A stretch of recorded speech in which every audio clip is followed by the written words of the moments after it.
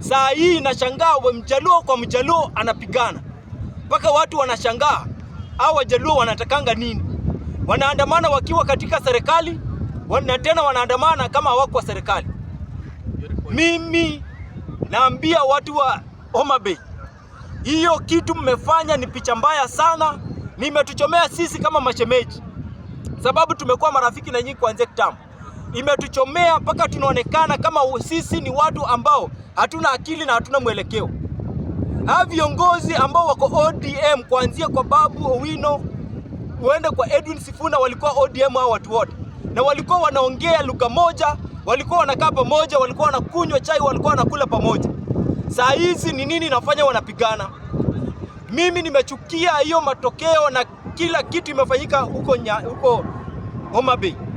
Na saa hizi natuma message yangu kwa viongozi wote wa kanisa na viongozi wote wazee wote wa jamii ya watu wa Nyanza. Saa hizi ni wakati wa kuangalia vijana wetu wanaenda wapi. Ni wakati wa kuangalia serikali yetu inaenda wapi. Ni wakati wa kuangalia amani ya hiyo Nyanza region inaenda wapi. Maana tumeweka imani yetu katika hawa viongozi wa kisiasa. Wanatumia vijana vibaya na wanatumia pesa vibaya.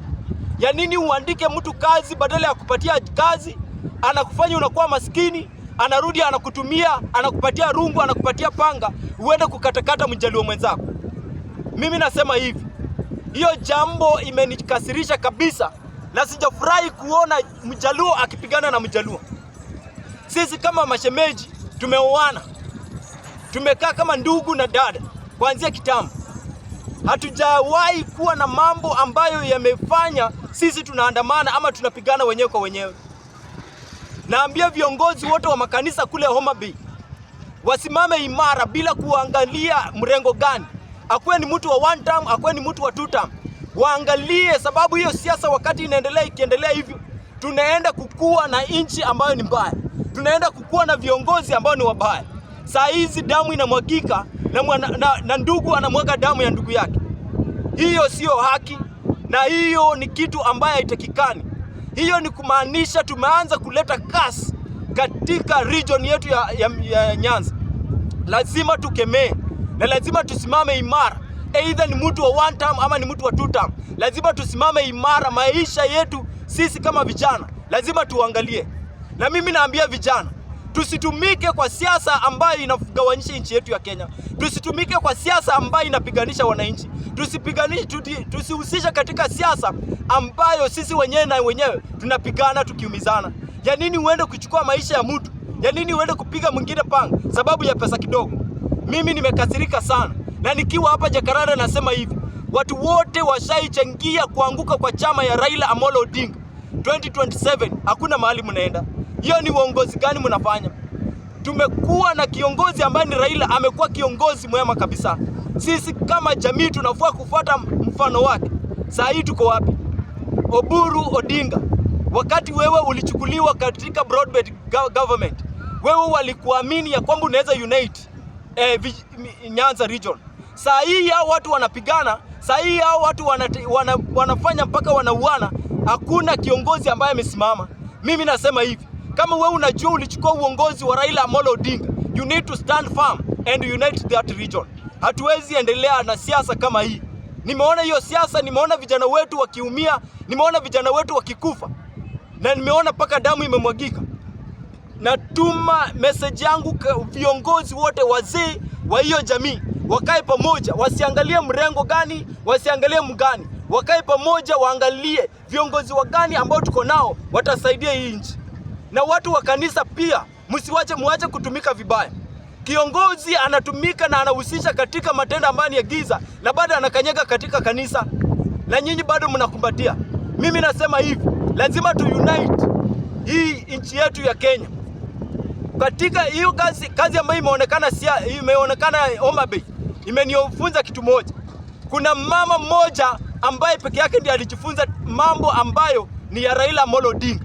Sababu yeye aliongea akasema, lazima kama tunapigana, tupigane kwa sera. Tusipigane kwa panga, tusipigane kwa mawe, na tupigane kutoa wengine damu. Mimi nasema hivi, hata kama ni rais anataka kuchukua running mate, afadhali hata achukue huyo Millie Odhiambo akuwe running mate, sababu yeye amekaa kama kiongozi. Yeye amekaa kama kiongozi ambaye anatia maisha ya watu. Yeye anaonekana kama amekuwa na hakika anajali maisha ya watu. Angalia viongozi wengine venye wanafanya.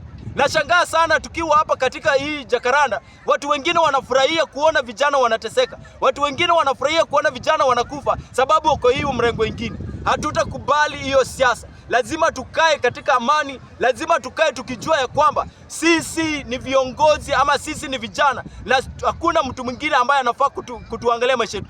We must be brave. Nikimalizia nasema hivi, kwa jamii, mimi ni one term na mimi ni mtu wa Sifuna. Na mimi nawaambia hivi, one term ni real. Sababu gani? After Musa ama after Moses kukufa, Joshua ndio alichukua ushukani. Na Joshua ni nani?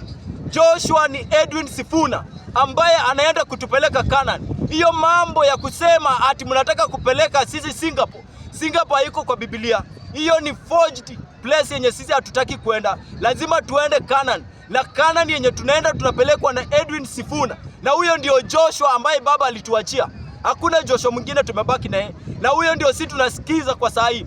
Na aji watu wote wa Mlembe Nation, lazima tusimame imara. Lazima tukae imara na tusimame tusupport kijana yetu ambaye ni Edwin Sifuna.